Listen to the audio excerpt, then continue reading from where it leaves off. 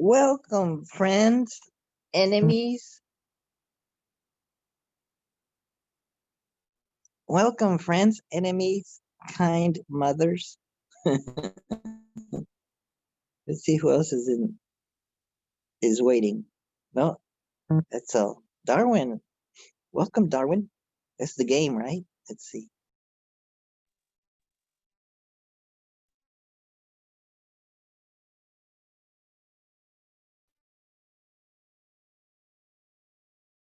The game. So I can't make out my bearings as to which way is. Oh, welcome, friends. Welcome, friends, enemies, kind mothers. Welcome, Luis del Pino. Oh, Luis, you're vertical. You're not lying down Wait a minute. or upside down. Bam. How are you? Happy Saturday. Happy Saturday. We made it through another week. We made it another week, and and only weeks till the end of the 2020. Yay! Is it just you and me, or there's Darwin? We're almost there. Almost there. The Darwin game. Good morning, Joel. But Joel isn't there. Oh. So he's muted. Okay. What is so how did la soupe du jour? How was your week? Intense. My week is a succession of fires, putting out fires, finding other fires, putting them out, trying to bring consensus and harmony within the whole, within the team, within the business. Yes. Do I put out fires too? I'm sure you do, taking care of your mother. I tell you what, let me get my coffee real quick. Hold on a second. Hold the thought. Hold the thought.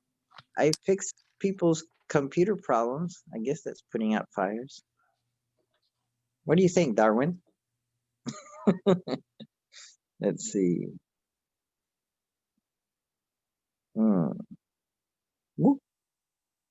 I was chatting with a friend, and I almost forgot to start the meeting. So I hope Darwin joins us. Joel.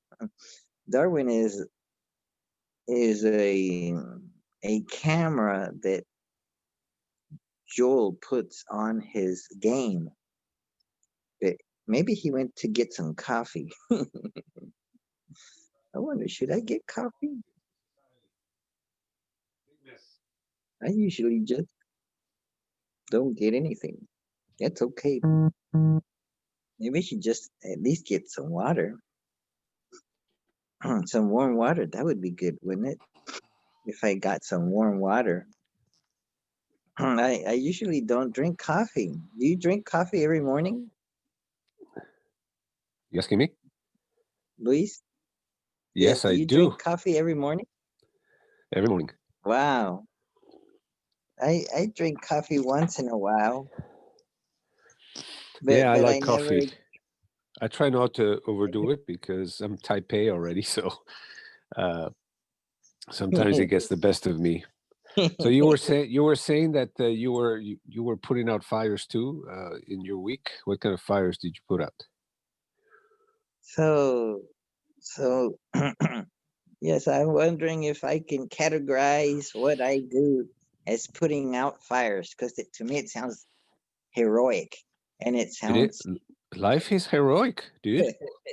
It sounds like we all are our own hero. We are fighting life. That's we are like Frodo in the ring. We have to. Yeah, we are born, then we live, we grow, we mature, and then we die. That it is the hero's journey.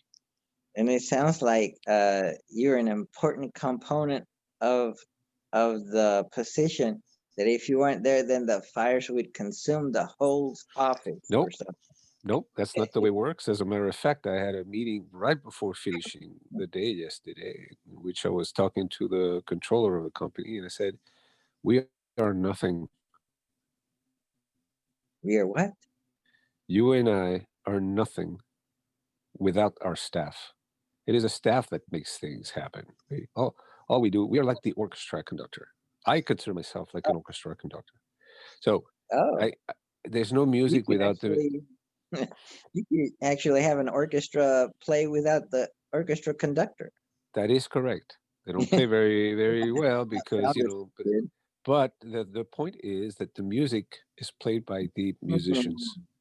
And all the conductor does is to harmonize, just get the things into beat and He's there to naturally remind flow. he's there The to leaders, remind the oboe yeah, that or the guy that hits the cymbals together that it's almost time for you to do it. Don't forget. right. That's right. And, Or- a lot of people talk about leadership anymore. Lately, it's the big thing, leadership, and, and changing times and in times of uncertainty like we are living now. And I propose, I contend that the leader does not impose himself onto the team. The leader is the result of a need. The leader is a result of the need of the collective, in this case, the company or the group of people that are working together, that need someone. They need someone to harmonize their efforts, because of course human beings, sometimes they get along, sometimes they don't. We have our own ideas. We are trying to make things happen, but it's like the musician. I play now, but how you should go a little bit faster. No, wait a minute. That so the team needs a figure, someone to harmonize their efforts, their collective efforts. And the leader cannot impose himself. The leader has to arise from the need of the collective. So he is somehow volunteer or voted, because the leader, by definition, is the one that the team goes to when they have a question or something is not going well. And very important to understand that, because the self-imposed leader, Trump is a great example of that, I was thinking doesn't of work. It doesn't work. welcome. It creates Somebody joined ripples, us. problems. I think someone joined us, but now he's I gone. heard a ding-a-ding. I heard a ding-a-ding. There's a guy named Interpreter. Welcome, Interpreter, to our meeting. Can you unmute yourself and show yourself also? Oh, excellent. Thank you. Hello, Interpreter. Oh, wow. It's our first female in a while. Hi there. and a pretty female. Interpreter.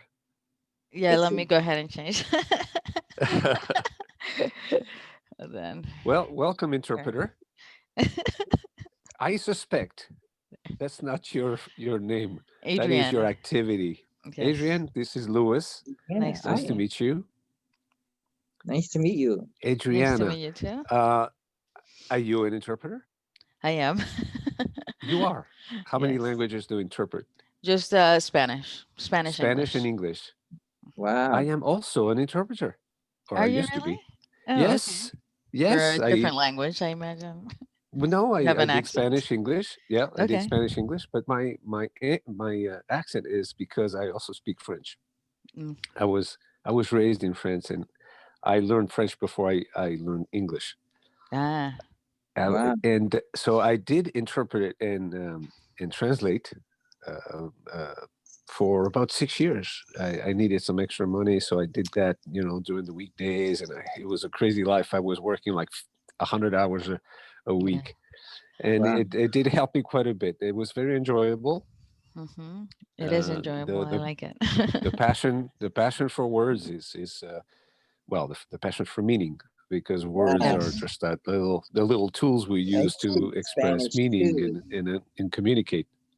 How did you find us, Adriana? Every time someone bumps into our Saturday Zoom, I go like, of the whole world, how did they bump, onto us? The name, I started reading your description of what the meeting was about on Meetup, Wow. It and it sounded really, interesting. The one yes. about eudaimonia, or I, the particular meeting, or just in general. Which one did you find? The the philosopher or the Buddhism for happiness? Because I put it in two. I put it in. I'm not sure which one it was. Well, I'm not sure what we talk about every Saturday. I don't know. I guess I've in my life I've experienced it in different forms of opening and expanding, and just kind of Uh-huh. and I think I am in a place there where I've I was born Catholic, and then kind of Mm-hmm. went into Mm-hmm. the discovery of different Orthodox kind of religions, and then kind of went atheist for a Yes. while, and then went heavy duty Christian, and You're teetering now. So and then kind of exploring with Hinduism, and wonderful, wonderful. the um, uh, no, I can't remember, but it's part of the Hinduism. So just like different forms, and it Like just Yes. Advaita The Vedanta. the Jainism, That's a popular one. Jainism. There's No, so many schools in there. There's so yeah, many different like branches. Hinduism has many schools that are trying to capture disciples for their guru. So there's many sects. Yes, yes. Like, yeah, Welcome, oh, Adriana. too. Welcome, Adriana. You thank are, you. Welcome, I Adriana. could be saying exactly what you're saying. Yeah. Exactly what you're saying. About 20 years ago, I think, more or less I 20 guess some years ago, it's I was morning born. where you're at, Adriana, Florida. and it's We so are it's in around Florida 7. too. In Orlando, Florida. You're in Yes, it is Orlando. 7 in Florida. I'm Are in you? Lake Mary, north I'm of in Oh Florida. Claremont. my goodness, I lived most of my life in Lake Mary. Oh, wow. And I'm in Okay, Winter so Garden now. the Oh, evolution of your you're close to consciousness. Luis's. Yes. Oh no. Yeah, we're almost neighbors. Beautiful area, Winter Garden. I really like it. So what you're just describing, you were raised Catholic. So was I. As a matter of fact, I So was raised hi. Catholic in a place, in a country. I was born in Madrid, in Spain. So in the late 50s, I'm an old dog. So was I. Catholicism was so powerful, so overpowering in our society, in our culture, in our families, in everything that you did or did not do, that it was just overwhelming. It Krishna's. defined. Krishna's was the other one. I was gonna. Okay, yes. Sorry. So it's my evolution in there. Maybe you'll somehow identify with that. So I was completely overpowered by the religious life. Mhm. Every holiday Yeah. was religious. Christmas was religious. Everything was religious. Yeah. So it was all about God, country, and then family and work. And all you did And was to behave, Did you go, did you learn a lot. survive Franco?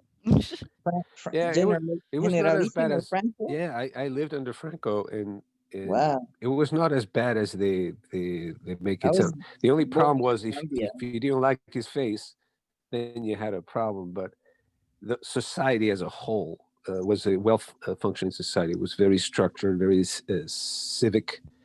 The everything made life easy. There was work. There was everything. There was no violence in the streets. Everything was just like a paradise.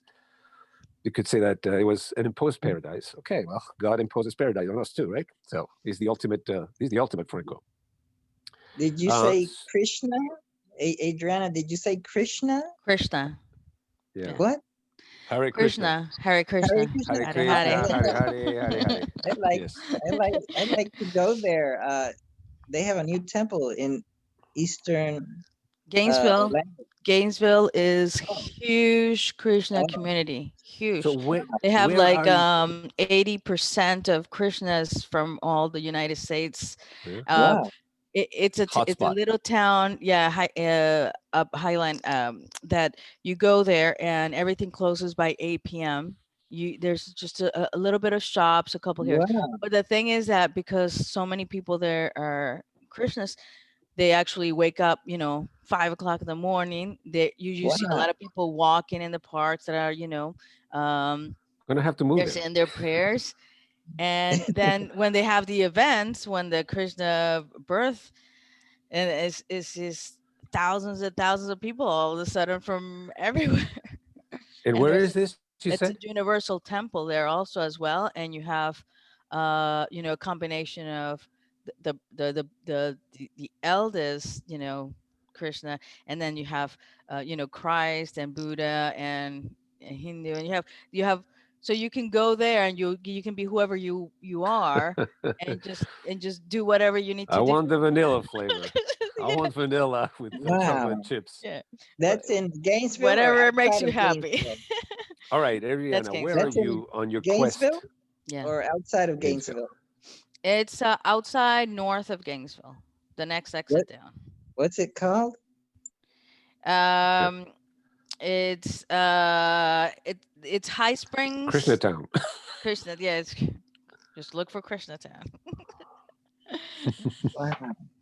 Did you actually live there? So where are you? I did a fasting for I was there for 3 months. Wow. And I went through communication seminar for communication with intent, communication for healing, and also helping others heal. Nice. So where are you on your quest? Well, where in my quest right now? It's like if I'm not with people that are in the same realm as I am, then you run away. Yeah, I run. Then it's like, see ya. Family and friends that are still in that, then, families like, oh, well, why aren't you going to do this? And how come you're not praying? How come you're not getting together to do this? Right. Like, why? And then if I say the word, why? And who are you? Yeah. You like, who are you? How could you not? You are a little bit like the outsider. Colin Wilson's outsider, a person that is not fitting. They have their own questions. They're looking for something and they can't find it in the community or in their own family or friends or environment. So you are a little bit on we were just talking about that, Jairo and I, the hero's journey. You're trying to find yourself. Okay, gotcha. Joel. So welcome, Joel. Joel in Toronto, Canada. Wow. You can unmute Hi, Joe, yourself. you are muted. You are muted. You are self-muted. Wow. Can everyone hear me? Yes. I'm coming to you from the 23rd century. Yeah, and you're echoing badly, just like in the 22nd century. You probably did that on purpose. That's why I'm coming to you this way. I'll come back a couple centuries. It's strategic. Okay, how's this? It's a little bit better. You still have a second remove. Sounds like you have I'm back in this. Wait, I'm still back. Yeah, you're back feeding. You have to turn either the Darwin microphone off or your own microphone off. Okay. You know, now- Adriana, I'm extremely, I mean, I feel so identified with your quest because I've been there. I started there just like you. And it took me, well, it started 20 some years ago. You know, typically this starts with an adverse life event. Something is not going well. So typically, there's a Spanish philosopher that says that suffering You is went through the a midlife crisis. Admit yeah, it. something like that. Yes. No, it was not really a midlife In crisis, but it's you know, almost a divorce, right? Well, you were it was separated. yeah, it was a divorce with my my super career that I was doing so good. Ooh, yeah. Yeah. So That's it- kind of what happened to me. Kind of. yeah, I was doing great. I was flying first class. It was Mr. This, Wow. Mr. That, and I was 38, so very, very young, but very successful executive. And it was very difficult for me. I was immature at the time. I was not. So it was my big, oh my gosh, the world is coming to an end. And that started, that prompted me to start asking questions that I would normally not pay attention to. What's the meaning of life? What's the right thing? What's the bad thing? Well, What should I do? welcome, David And Norton. David loves words. hey, I hope David studied the Greek words, the like eudaimonia. David doesn't mute himself until he realizes it by us telling him that he's muted. now he's just. Thank you, Jairo. I'm sort of sleepy in the doing, morning David? at this time, you know. It takes a time to wake up. David is in Orlando, Okay. and I have to leave. I'm not going to get my eudaimonia. I'm going to get my hedonic pleasure. I will return momentarily. Ooh, he's gonna get some coffee. That's why we call him Uh, Professor now- Del Pino. Now that you Right. reminded me. I'm omniscient. I see everything. I'm the eye in the sky, the third eye. So who's Adriana? It's the first time I've seen Adriana. How are you today? Hi, Adriana? David. You missed the introduction. welcome, Adriana. How are Who you? are you, Adriana? I am just a soul, Yeah, we all are. just a passing soul.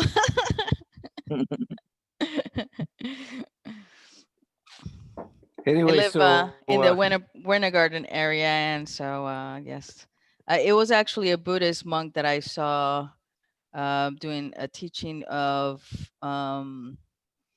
She was doing a teaching of existence, where she talked about how we just come into this life and we're not really attached to anything. You know, we're basically on our own. We're just, you know, passing by. All the things that are around us, our parents, our friends, our life, everything is you know, something that we have a lesson to learn from. And then if we learn our lesson, then, you know, we go on without having to relive that lesson.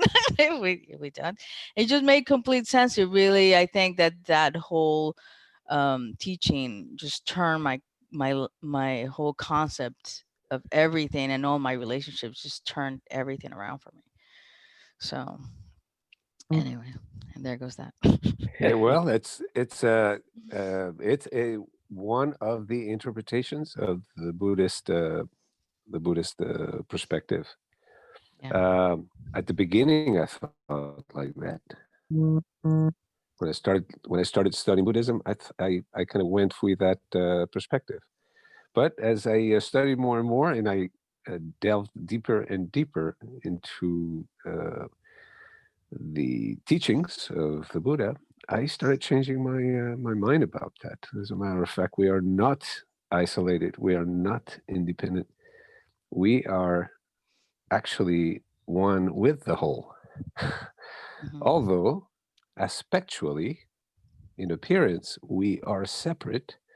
In essence, we are the one same thing.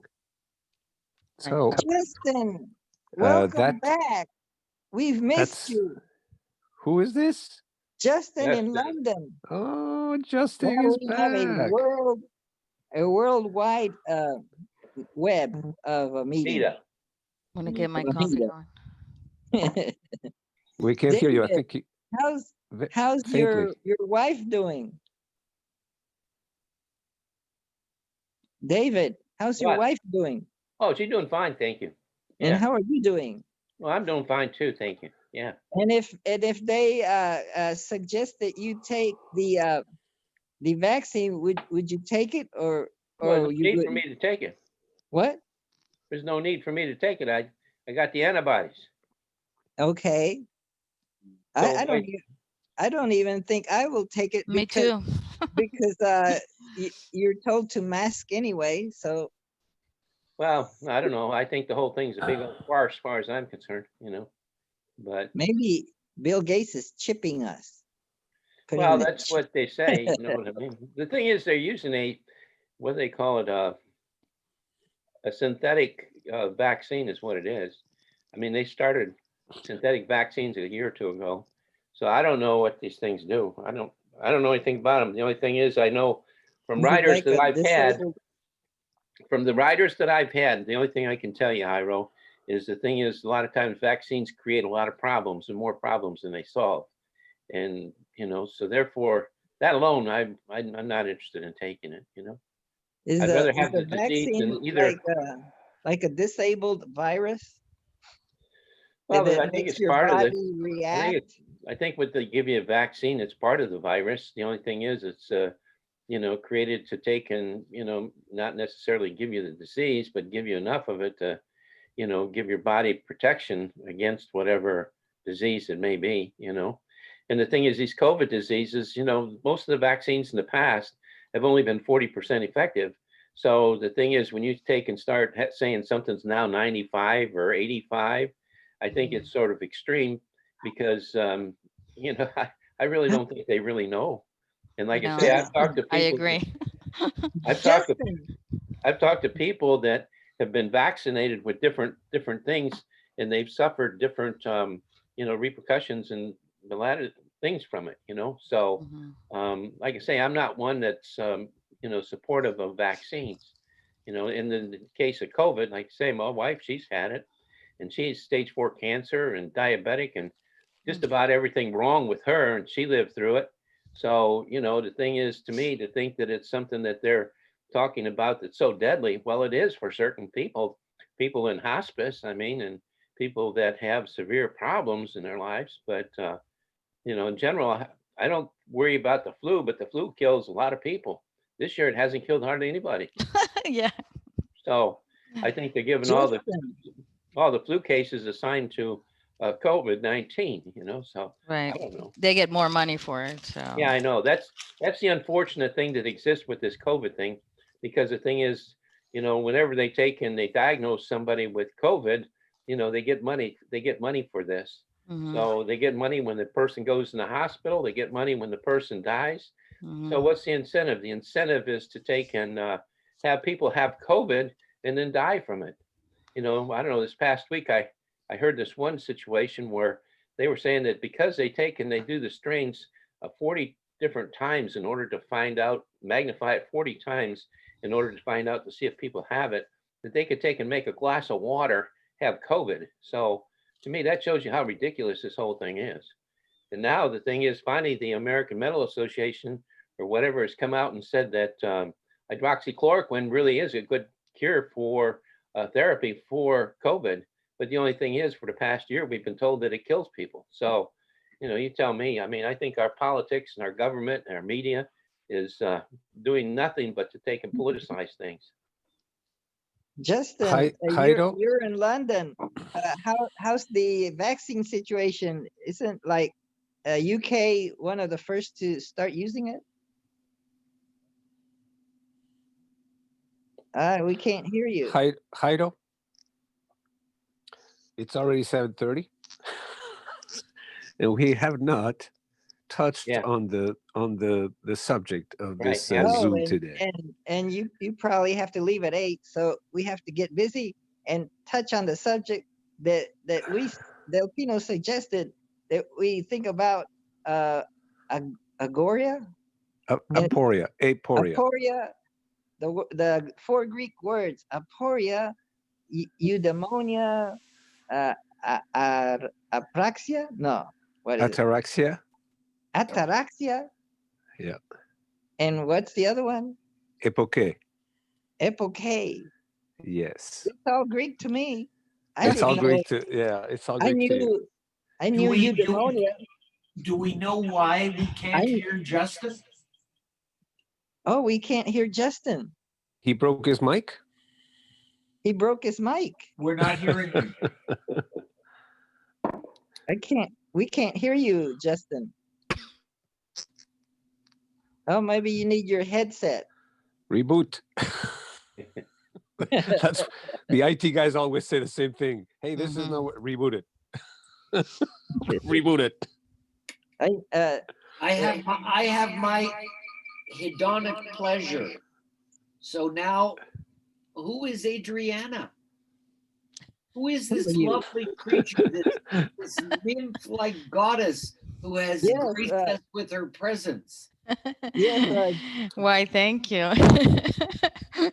Well, Lisa, these guys I are think these this guys is are a- nice guys and all that, Adriana, but they don't hold a candle to you.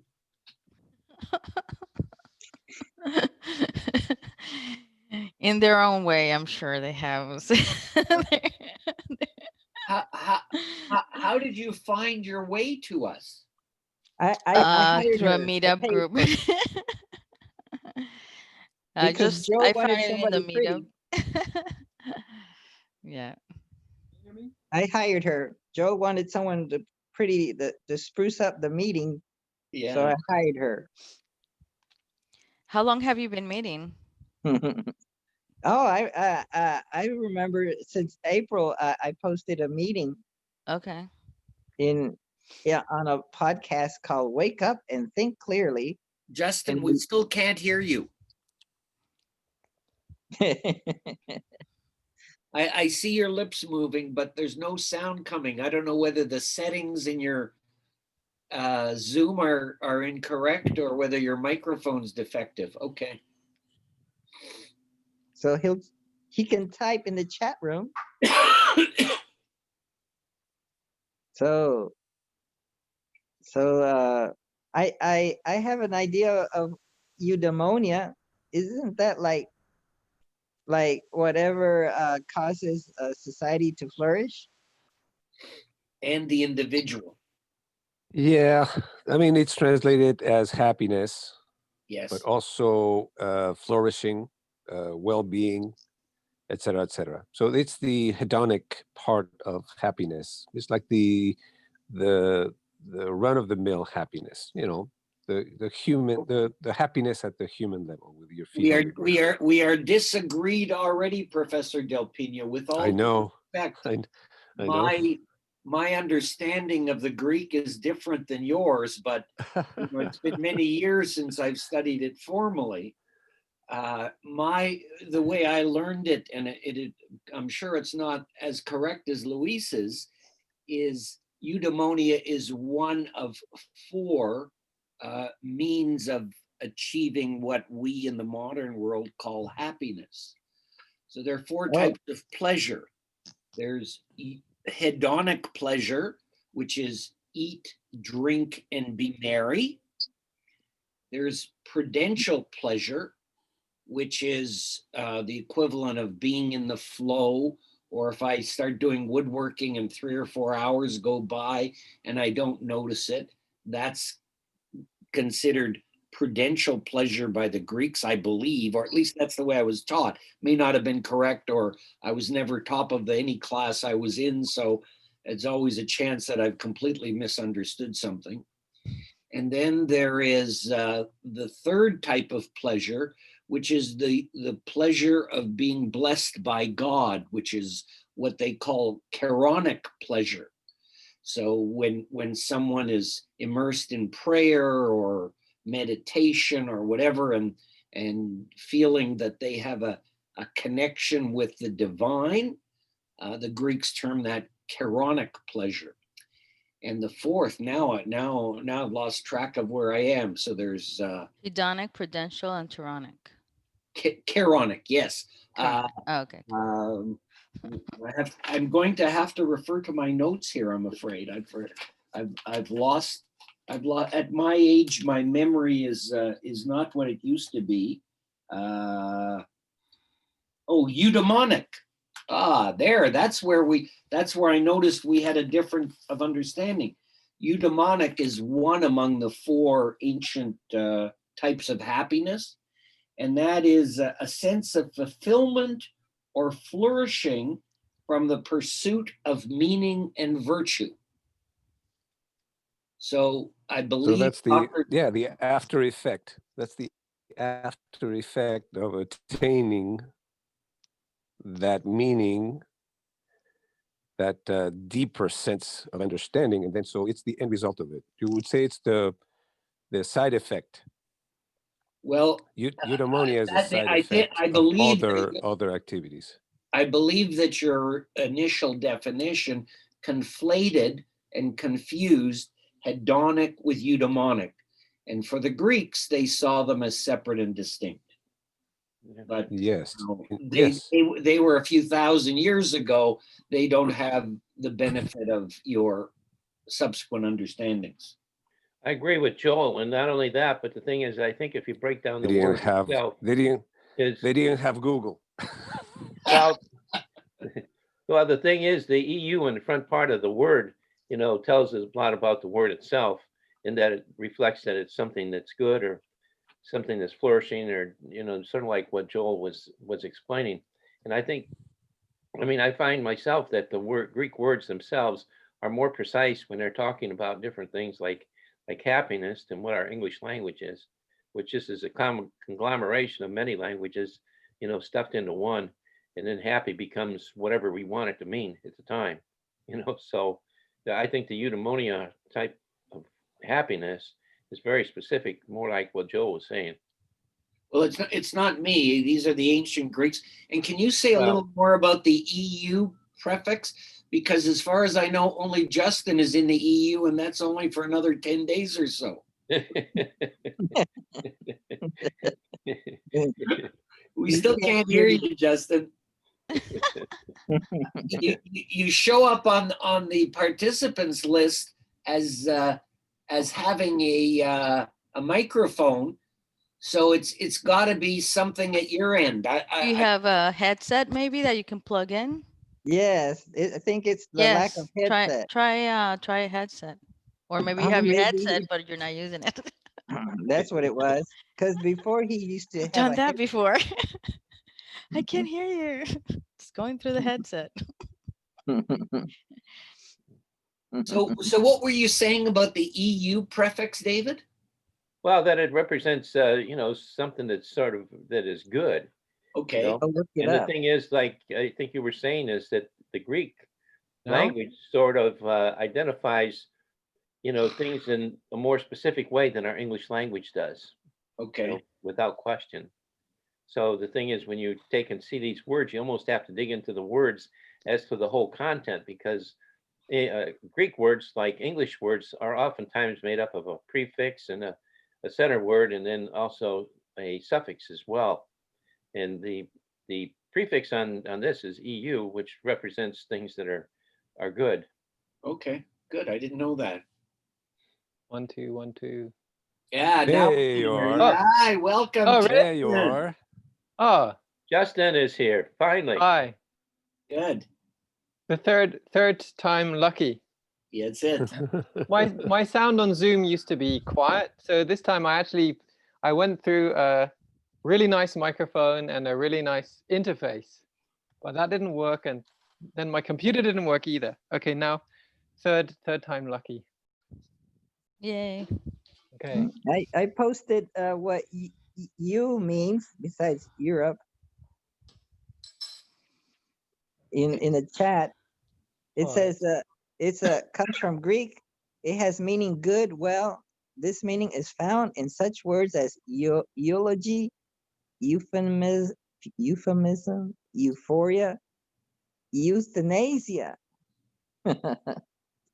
And you're contrasting that with what was the head one? Hedonia? Hedonic. Hedonic, Mhm. hedonism. To indulge. Yes. Yeah, self. Then Well, there's a, I think we all agree there's a difference between, you know, general happiness of the mind, feeling contented, being happy, being at ease with oneself in the world, let's see. and the self-indulgence, Yeah. the satisfaction of the senses. So eudaimonia, if we can agree on that, okay, that's the general human happiness, which is the result of other deeper, But more. you're changing the definition. Are you doing that with intention? I don't believe you would want to mislead us. No. Eudaimonia, it's like saying your thumb is your baby finger. You're conflating ideas again. There Right. are 4 distinct ideas. You're conflating them and confusing them. The thumb Okay. is not my hand. It's only one small part of my All hand. right. So if we have to proceed into the 4 words that we're trying to link together, first, okay, let's agree. No. We're not trying to link them together. You're trying to link them together. Yes, that was Okay, the if that's idea your of this. intention, I will sit quiet and allow you to proceed with your admitted intention to conflate and confuse 4 things that- into one. That was Simplify precisely them, and we can all go to church and believe, and we'll all be The- happy. That's simple. Joel, the idea of this Zoom meeting was precisely to talk about Aporia, Epoché, Ataraxia, and eudaimonia. That's it. Darwin, could we see your picture instead of your game? Yes, if you will turn off the recording, because Oh, I see. Oh, don't worry. Then. because I have, royalties and things that have to be paid for my appearances, and I have no idea where the recordings go afterwards. I didn't know the Darwin game was so serious. Holy moly. He's wanting royalties on the game, that's why. Yes, there are royalties on that game. You'll have to speak to the graphic design people at Coyote. Coyote. Okay, where are we at, folks, with this? Go ahead. Let's hear what you're talking about, Luis. What was your ideal with this 4, whatever things you had in mind with this? Shoot it out. Well, this is a little bit the analysis of what life is about for all of us. All of us, each one of us, has these 4 words that we can implement to try to get to happiness. That's the idea. All we want is to be happy. Mhm. If anyone here doesn't want to be happy, let us know. But I think we all agree we want to be eudaimonic. We want to be happy. We just want to be in peace. We want to feel good within our skin. We want to feel good with the rest of the world. As a matter of fact, the world is not easy to get along with. So it takes a lot of perspectivism and understanding to come to terms with life, with the world, which is so sometimes disgusting, unfair, and miserable. So I was looking into this concept myself, and I discovered the skepticism, and within that branch, the Pyrrhonism, I think it is, or Pyrrhonism, which is the suspension of judgment. And I'm reading. Wait a second. Tyranny is not a suspension of judgment. Tyranny is a judgment. Epoché is what the term that they use, which is translated as a suspension of judgment. So they have these 4 words, these 4 concepts: Aporia, which is to be at an impasse, when we don't understand our life or everybody else's life. Things are not working out. We are dejected. We are fearful, angry, doubtful, etc., etc. That's Aporia. And they contend that most of this feeling of Aporia is because we cannot make up our mind. When we conflate 2 ideas, we just don't know which one is right, which one is wrong, and we have a Dualism. difficulty. Yes. And what they contend is that if when you're not sure, when you know both sides are equally, you know, getting the meaning, let's put it that way, but they are contradicting each other, we can suspend judgment. Simply say, I don't know. I don't know. Why is the world so unfair? I don't know. And I don't It know. is what and it I is. I don't have a very good, very Buddhist way of putting things. So I don't know, and I don't have any control over it. Mhm. Well, these guys, the Pyrrhonists, they contend that when you suspend judgment, that means that you detach yourself emotionally from a conflict that you are experiencing, you fall into a state of ataraxia, which is translated as peace of mind. Just, you know, your mind is not agitated. And as a consequence of that, then comes the fourth one, which is the after effect of the side effect.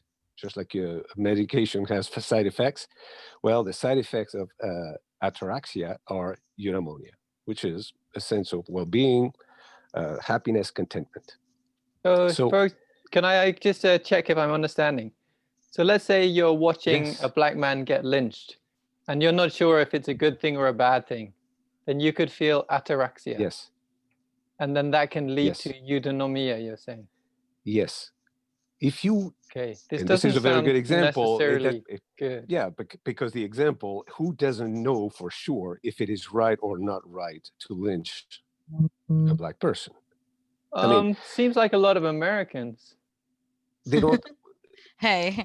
What are you saying that Yeah, most I'm not saying Americans, all they're not Americans. sure? I'm just saying, I mean, you know, like No, more no, than yeah. half of your Well, country, and more only than half of the Democrats. white No, people I'm in just America voted Yeah. for a white But Democrats. your supremacist. example, So, your Okay. example you is so know. outrageous, Justin. Huh? Outrageous example is like, okay, let's say that you see somebody lynching a black person, an Yeah. African American, and you are not sure, because that's the premise of your Yeah. question, is you're not sure whether it's right or wrong.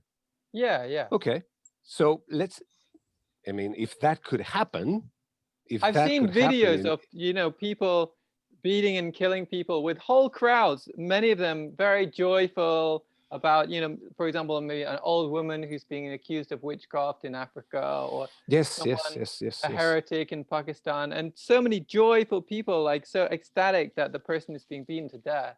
Yeah. But probably Well, those among guys them, there are don't. some who are not sure, like, is this good or not? I'm not quite sure. I Yeah, bet well, there are a number of. It could happen. It's difficult for me to you know, kind of think about that case where a lot of people, human beings, are looking at that happen and they're not sure. I mean, we could have another example. We can take something less outrageous than that, right? Like murdering animals for food.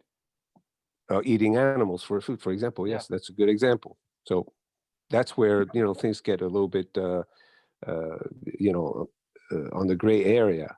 Well, the contention of these guys is that if you are not sure, if you cannot find a deciding a vote to go for or against opposing views, they propose just suspend judgment. If you don't have the facts, if you don't have the science, if you don't have the knowledge or the data to decide, then suspend judgment. That doesn't mean that you don't see what's going on. That doesn't mean that you cannot continue searching the matter, investigating, trying to resolve that aporia, that impasse. But if you don't have the elements for judgment, don't judge. And that happens a lot in many aspects of life. Like, for example, the vaccine. Should I take the vaccine? Should I not? What they are telling us is that the very contradiction in our mind creates this sense of tension. What contradiction? But they also are saying, if you don't have the data, you cannot judge either way. why do you have this kind of tension? Just go ahead and walk away from the problem by saying, I don't know. You know, And the further content, this is them. I'm just throwing this as a subject of discussion. The Greeks. Yes, the Greeks, Who's them? the skeptics, The Greeks, the okay. skeptics, and the Pyrrhonists. I don't know if I pronounced that word properly, but Pyrrhus was the guy that started this. And the contention is that if you don't have the data, the facts, or the science, or whatever you need to decide, then don't get involved emotionally in trying to get over that contradiction because you don't have the data for it. So just walk away from it by saying, I just don't know. So Right. you suspend judgment, and immediately you become disconnected emotionally, because we're talking about when we are in doubt, we're angry, we're unhappy about something, we don't like what we see, et cetera, it's an emotional reaction to that. It's very simple. hey, I got something to say in regards to that. You know, to me, the thing is, there's always judgment in no matter everything that we do. And a good example of what you're talking about here is Black Lives Matter. Because the thing is, so many people are, you know, on one side of this or on the other side of it. But when you actually take the words that are spoken, Black Lives Matter, it depends upon an individual's background and the things that they've experienced in their lives. For instance, myself, when I come across people, I don't care what color they are, I look at them as people, not as black or white or whatever, you know, maybe assigned. But the judgment in our society is that, hey, Black Lives Matter now, and that there should be a line drawn. Well, what that actually does is produces segregation. It produces, you know, dissension. It produces people fighting against each other, because if they really believe it, then you really have to support that cause. So the thing is that there goes right along with what you're saying as far as happiness. But to me, the way I look at Black Lives Matter, I think, of course they do. But the thing is, so does everybody else's life. Your life, Cairo, everybody's life makes a difference. And if I take a position on Black Lives Matter, all of a sudden I have a judgment that I have to live with, that I no longer can reach that happiness in my life, because I'm going to be judging people if they're black, if they're white, or whatever they may be. And that's an unfair thing for me to do to other people, for myself, and also for them. You think it's unfair to commit to a judgment that Black Lives Matter? But you were saying that you already thought that Black Lives Matter. You said that you thought all lives matter. If Sure. you think all lives matter, then you think Black Lives Matter. And the only reason that the statement Black Lives Matter arises is in a situation where Black lives don't matter. So like not all like white lives matter, Black lives don't matter. The remedy to that is to shift to saying, no, also Black lives matter. You know, to stop widespread racism and That's supporting murder of Black people and the continuation of the racist system that the United States was founded Yeah, upon. but the thing is, please understand that really doesn't exist in life as much as people think it does. Because I talk to Black people, you know, on a daily basis as an Uber driver. And these people, they look at life just as much as you look at life, that your life matters, their life matters, and other people's life matters. Yeah, but like the police forces in America, for example, they don't hold that view. You can see. No, that's not true. You get there's systematic racism in the United States. I'm not from the United States. I'm from England, so I'm looking from outside. Yeah, you're just. It seems quite undeniable. You're listening to all the propaganda that's out there in the mainstream media. That's all you're listening to, because the thing is, in reality, that does not exist. Okay, I mean, so we could take Lewis's idea that, okay, if we have conflicting data, we could take Lewis's position of, okay, saying, I'm not sure. But even if we take that position, why would you be afraid to commit to judgment that Black Lives Matter? Because if you want to suspend judgment that maybe there isn't racism in America, no, the thing why would you not want to commit to thinking that Black Lives Matter? Like, because the I am committed to Black thinking lives Colombian don't life matter. matters. There you go. I believe that too. But do you think that Black Lives Matter equals Colombian lives don't matter? Like, that's not what it's saying. I have no opinion about Black Lives Matters. I have opinion of my Colombian life matters. So you don't have I have Black Lives Matter or not? I have a suspended judgment on any other racial or political agenda. Yes. So you're sure that Colombian lives matter, but you think that maybe Black lives don't matter? I know what matters to me. Right. So you think that Black lives don't matter, maybe? Is that I what you're haven't saying? suspended judgment on that matter. Yes. That is Let insane. me- let- That is insane. That is not Justin, insane. No, Justin, let me, that's happiness. guys, let me try to use this stoic, That is stoicism. exactly the issue. Let me it. try Yeah, to, Great. So let me- she thinks maybe Black lives don't matter. as you can That see, is- guys, That is as gross. you can see, guys, that's and not I'm gonna yeah. use this line of thought, me. Aporia, Epoché, ataraxia, and eudaimonia, into this this agitated segment of the conversation. So Yes. obviously, we all agree, all of us, that all life matters. Not Adriana. She doesn't think that, she's not sure if Black lives matter. She's sure that Colombian lives matter, Let's but not she's get not stuck. sure that Yeah, Black let's lives not matter. get stuck on semantics. So Let's that not doesn't get stuck include on all semantics. lives. Let's not get stuck on semantics. For me, And that's I not suspect- semantics. That was a very clear statement. Maybe she didn't mean it. I don't know, but that's what she said. It was very There, clear. so She's not suspend- sure if Black lives matter. Then suspend judgment I because didn't you're say not sure. I didn't say anything about black at all. Right. Listen, Well, listen, it's I recorded, just so you wanna can tell check you, that when you Canadian lives play it back. matter. You can check that. So you're This is just so a great you're saying example. if I believe, you know, in what's good for me, then wasn't talking I about hate you. everything else. No. Well, that's why I said Colombian lives matter. Yeah, you're sure that Colombian lives matter, but you're not sure if Black lives matter or not. That's No, what you said. I have no judgment on it. That doesn't say no that's judgment terrible. means That's terrible. no judgment means neither yes or no. Yeah, maybe Black Or lives matter, anything. maybe Black lives don't matter because I'm Colombian, so my people matter, but Black people, maybe No. they don't matter. Maybe Okay. they matter. I don't know. Yeah, so maybe I should rephrase that. Adriana so. lives matter. And no one else matters. Maybe, as maybe you they can do. No, Maybe they that's don't. so you're adding the nobody else matters to it. I have Well, not. no, maybe they do, No, maybe I they have don't. not. You're not sure, I have right? no judgment on it. But I have no see, Yeah, judgment that's on really it. fucked up. Because I have no judgment on it, then I can be happy with it because it is not my decision on a Black person's life, on a Jewish person's life, on an American person's life, or on a European life. That's their own life, and they have their own judgment on how their life should be ruled. So I have no judgment because I have Right. I have no Yeah, understanding maybe they of where they're matter, maybe coming they from. don't or- matter. Very Yeah, good. there's It's not about a there's another matter. important. It's about me judging Yes. what they you should be judging whether doing they who matter should or be- not. Oh my gosh. There's an important view here, guys. Yes. There's time out. I don't like There's an arguing. important view. Adriana, are we you always- in Colombia now? No, I am actually a born American and I have dual nationality, Colombian and I'm a US American. I am very patriotic on both countries. I have Yeah. been to Europe, I have been to Rome, I have been to different places in the world. And there's that.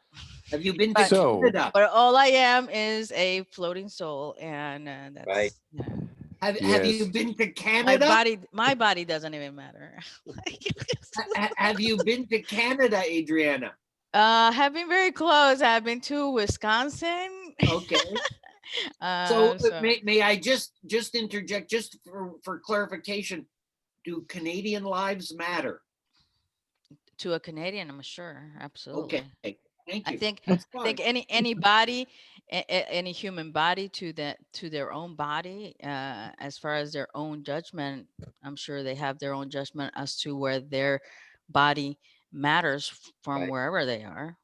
I mean, Yeah. I'm sure Okay. everybody has their own opinion. Right. about- Let's let Luis explain how this Greek system works. Well, this is a great example of a discussion that gets heated up because of our words, and because our words are never complete.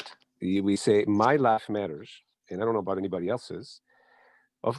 Although I understand perfectly what that means, because you have to look at the whole picture. You have to see the whole picture. You cannot judge a film by just a 2 second, little frame. So you have to look at the whole thing.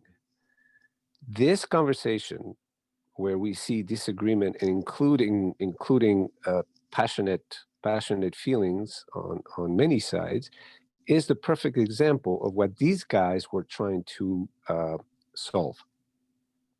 The skeptics and the Pyrrhonians, they looked at life, everything that we do, everything in life is aporia.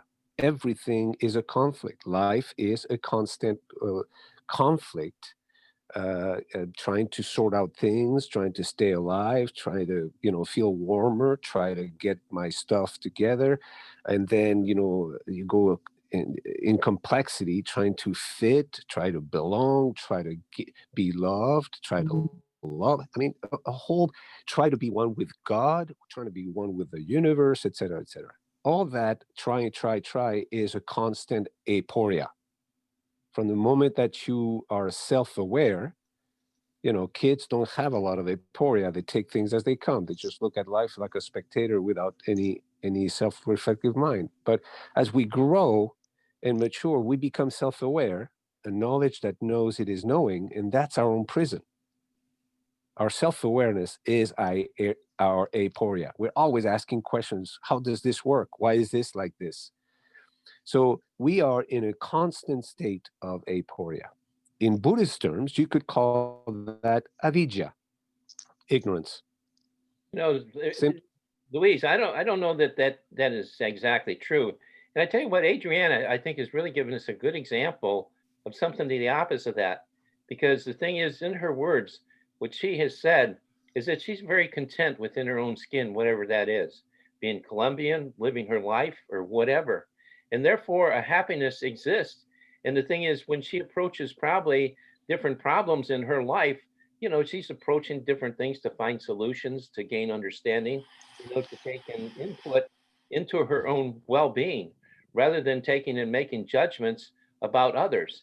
Because the thing is, when a person is content within themselves, they are able to take and walk in this world truly without judgment, only with understanding that when problems come up, you do your best to solve them. And that's the best that a person can really ever do. Well, Adriana, what do you think about that? Do you feel any aporia? Do you have any conflict? Do you have any questions? Do you figure it all out? Do you have the theory of everything? I think everybody has their own conflict, and I can't. You can't know my conflict. Correct. You judge on my life, like many Correct. attempt to do, because I look Spanish. Like, oh, you're Mexican. Do you eat tortillas? Have you found a Mexican place you like? Okay. So people can be judgmental on who I am, where I come from, what I think, where I stand. And the honest truth is I have a love for humanity, I have a love for humanity and for happiness and love. And I will do anything for somebody else. But as far as judging them, I mean, we may come from the same place, do the same things, whatever. I may enjoy my life. It doesn't matter the adversity that I go through. Yep. There's always Aporia. There's always Aporia. Yes. There's never a time when there's not Aporia. So whether my Aporia is greater than yours, I have no understanding of that. Only yes. I have no judgment on that. I cannot judge that. So very good, Adriana. Very good. There is aporia. We all suffer aporia. The question then is, because our aporia is absolute to us relative to others. So you are absolutely right. You can only know yourself, and then maybe. Because that's what we're trying to do. We're trying to understand ourselves. Yeah. I contend that because we are the whole of reality, in reality, it's reality trying to understand itself through each one of our minds, unbeknown to itself, because it doesn't have a brain of itself. But that's a different... you Wait are a minute. absolutely You right. introduced a new language there a minute ago, in the Avijan language. Yes. The Avijan concept. Yes. Is there an Avidian alphabet or an Avidian dictionary? Well, he said avidya. That's a Yeah. Sorry, I mispronounced. I don't speak Avidian, so I didn't understand it. What is the Avidian alphabet? How many letters? Vidya means Avidya. knowledge. Avidya means no knowledge, right? According to your value system or understanding. No, it's a term Avidya in the Avidya language. Because No, we're it's not a speaking now, language. It's a He's word. told you several times it's not a language. but it's a word. Words are usually spoken in languages, to my understanding. Yes, it's David's a the language expert. yes. Sanskrit language. Sanskrit. The Fijian, a language you're familiar with, David? It's not a language. Well, the thing is, it's probably an English word that, you know, like everything else, if you don't know the word and it's It's a Sanskrit understanding, word. it's meaningless to It's you. it's the Sanskrit word. So the 26-letter Roman alphabet that Darwin is written in, No, how would I write that in Avidian? He's told you like 7 times it's not a language. What is it then?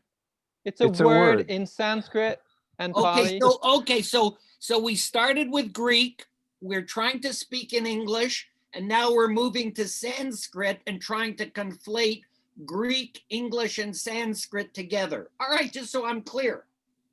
That's true. Yes, we're trying what to understand. We're trying to understand the notion of doubt, not knowing, an impasse, not being able to make sense of things from different perspectives, different cultures, different traditions, and of course different languages. But if I say that Aporia is like the word ignorance, which is also like the word avidya, or in Pali it's avidya, and in Sanskrit is avidya. Is Pali another language, or is that Sanskrit? Pali is It's another the language. common language. Sanskrit. Okay, so I'm just trying to keep score here with the languages. So we started with English. Well, it was just a side note. Some of us Nothing- here are a lot nothing to more get familiar with Pali than Greek. We You never moved seem to to have a Greek. problem Yeah. with Greek, but you always have then to we got to seem to have a problem Sanskrit, with. and now Sanskrit. we're in In any Pali. case, Oh, in any wow. case, Now I can't keep track. let's stick And with in the Spanish, word it's bruto. ignorance. Let's stick with the word in English. Let's stick to English. So ignorance. I lost not one of the languages. Hold on, I understanding- gotta go find it. It fell off the table. Darwin, whatever your name is that you call yourself Darwin, could I ask you why you are always going on about Greek culture and Greek language, which is alien to me, but whenever Buddhist philosophy or any kind of Buddhist language is raised, you have extreme objections. Is there something behind that? Yes, because if this is a conversion group to Buddhism, advertise it as isn't. such, and don't advertise it at the discussion of eudaimonia. If you look Okay, up No, it Buddha, isn't. they talked about eudaimonia, which is a Greek subject matter and Greek Western philosophy. No, There was no mention of the word Sanskrit, Pali, or It's- anything else. So if we're going to add languages, we had the math professor here who showed us about Aleph something. I don't know. So that was another language, Hebrew.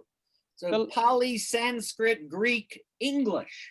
The last Okay, I time think I we've was settled- here, you were also very much opposed to people sharing Buddhist ideas, and Oh, yet you no, were I- spending I so pre- much I time prefer- sharing Greek I prefer ideas, which are Jesus' more ideas. alien to me. So you seem to have a very strong bias against the culture of some of the members, but Well, for maybe your that own is the case. Maybe also it's not. foreign Let's culture. not get hung up on words. So let's not use the word avidya, and let's talk about ignorance, doubt, conflict, not being able to go through reasoning or logical contradictions. Okay, that's aporia. But we all have or suffer from aporia because we're alive. That's the nature of being alive and self-aware, because I don't think mosquitoes have a lot of aporia. We don't know for sure. We can talk to them, but based on the simplicity of their behavior and ethology, I think we can say that we are the only ones that have much of a problem with, should I do this? Should I do that? Why doesn't he love me? Why do I hate her? Blah, blah, blah, blah, blah, blah. So we all suffer from aporia. These guys say that there is a way out of aporia. There's a way out of suffering from this tension of not knowing for sure what to do, what to think, or how to feel. That's it. That's it. And all they're saying is, if you don't have the science, the facts, all the data that you need to make a decision, don't get hung up on that feeling of contradiction. Just step away from it, saying, I am not sure. I don't know. And they contend, and they don't prove that. They just say that, as a matter of fact, when you step away from a problem emotionally, you feel ataraxia, which is peace of mind. Just the conflict is resolved because you don't care to, how you feel about it one way or another. You just suspend judgment. You just suspend judgment. And that ataraxia, which is a feeling of mental harmony, abiding in peace in oneself, because you didn't solve the problem. You didn't solve the contradiction. You just stepped away from it. Brings on that side effect of eudaimonia. And to me, this is a very, very interesting concept because it is the way out, not out of reality. It doesn't fix all the injustices, the problems, and all the stuff that we see in the world. It just changes the way we deal with it. We have a different perspective. How simple it is to know, okay, I don't know this. I'm gonna just put it on the side shelf. Maybe I'll address it some other time. Maybe a new piece of data. Maybe some other information is gonna help me resolve this discord, this contradiction. But in the meantime, I just don't know. I'm gonna do something else that I do have control over. For Luis. example, yes. Yeah, I'd like to say something. The thing is, there happens in society a way of thinking. The thing is, some people think totally literally, and that's the way they have to take and have this mean that and that mean this in order to conclude to certain things. Yeah. But the thing is, one thing about the Greeks that I really love is they had several different ways of looking at things. Okay, one of the things was in parables. One of the things was in stories. And the thing is, the way I look at it, I'm a believer in Jesus Christ. And the thing is, when he was on this earth, he never taught things that were just straight out fact. What he did, and it's even written in there, is he spoke in parables. And the thing is, with a parable, what is really good, or a riddle, whatever you want to call it, everybody can go to the trough, understand that riddle, understand that parable, and come out with their own ideals and understanding of it, without taking and having to impose their ideals upon other people in a literal sense. And to me, this here really sort of is what leads to eudaimonia, or whatever the Greek word is that you're talking about, because of the fact that it allows people to, once you're doing that, to allow other people to see things through their own light, and then to take and come together and share what the understanding of each person is, so that each person can learn from one another their experiences, rather than impose a literal sense of, well, this means this, so you have to believe this. And that kind of a judgment, is very, very destructive, because what it is it's imposing values. It's a dictatorship type of a thing, where people are actually imposing values because of the way that they're looking at things, So to me, when I look at life, I look Excellent, David. Excellent. I look David, what As a about matter the of word, fact, the word these discernment? guys were against dogmatism. Yeah, well, the thing is, you can't say that. The Greeks were sort of for dogmatic teachings because they'd become part of their life. The thing is, it is part of the character of people. Not all of them. No, I know, not all of them. I agree with that. I mean, the Greeks had so much diversity and understanding that we don't share today in our world. Just like if you take and look at even Jesus Christ when he was sacrificed. Okay, what's his name do? He put a sign up over there in 3 different languages: in Aramaic, in Roman, and also in Greek. to make it clear, because Greek was the language of the area. It wasn't Aramaic, and it wasn't Latin, you know, which was the Roman language. Okay, it was Greek. And the thing is, Greek still influences everything that we do today in our own languages. Our language, English language, is basically from more Greek than anything else. Because even when they took and put together the Old Testament and the New Testament, okay, that's all done in Greek. It's not done in Hebrew. But the only thing is, the Old Testament does have Hebrew, the original Hebrew words that were translated into Greek that were passed on to us in the Greek language. You know, there's a big difference the way we look Well, at it. excellent observation, David. I agree with you that you can Just a understand minute. life David, through... was Jesus an anti-Buddhist because he didn't translate it into Sanskrit? No, but I think that Jesus probably learned from, you know, people of his time, probably from Buddha himself. And I think he was not an ignorant man at all. I think that he learned from everything that he experienced. And the thing is, he ended up putting it, you know, his words into life, which when you take and examine them, you know, they teach everybody according to wherever they are at the time. So, you know, I don't think that Jesus was against Buddhism at all. I think that he was probably exposed to it, even Confucianism, you know, all these different things. But the- he didn't translate any of these things into Sanskrit or Pali or whatever the other Greek. languages people are talking about. No, Or no, no. Greek. The thing is, the languages are very clear at the time. They were, you know, Aramaic, which is basically a form of Hebrew, Greek, the Greek language, and also the Latin language, which really, I doubt that he spoke Latin, because Latin really wasn't a very popular, commonly spoken language at the time. Greek was the language. And the thing is, Greek started, you know, before him.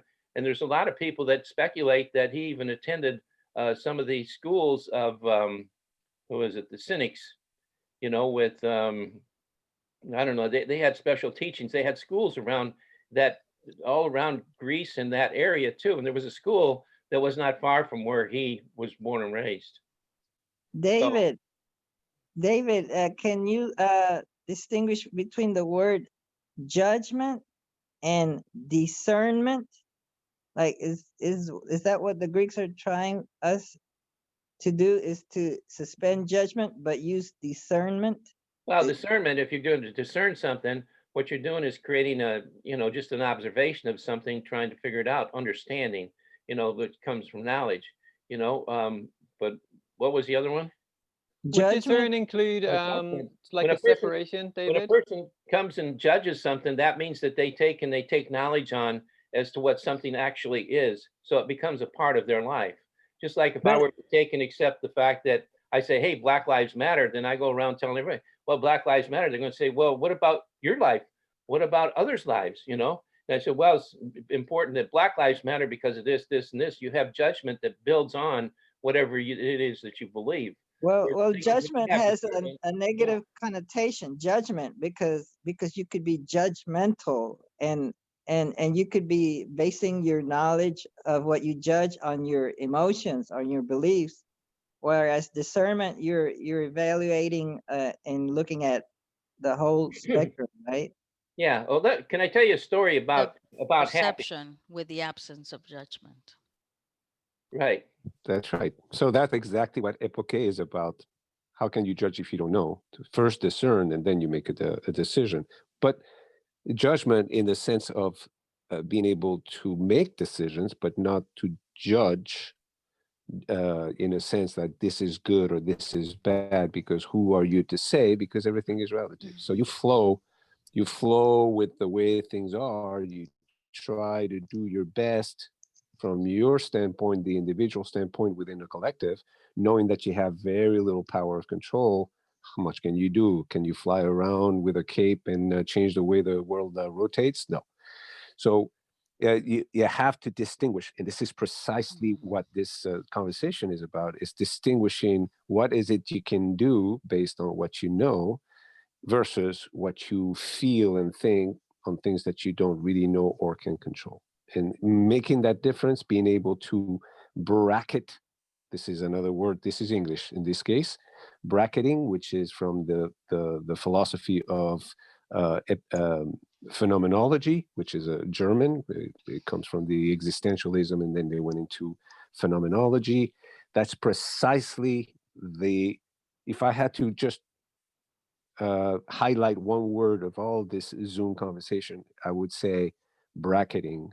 The suspension of judgment without knowledge is what brings internal happiness. Doesn't change the world per se, doesn't fix the problems, but it does bring ataraxia inside, because then you're able to distinguish what you know, from what you don't know, what you control, what you don't control, and then you flow naturally within those confounds. Like a So- dog or a cat.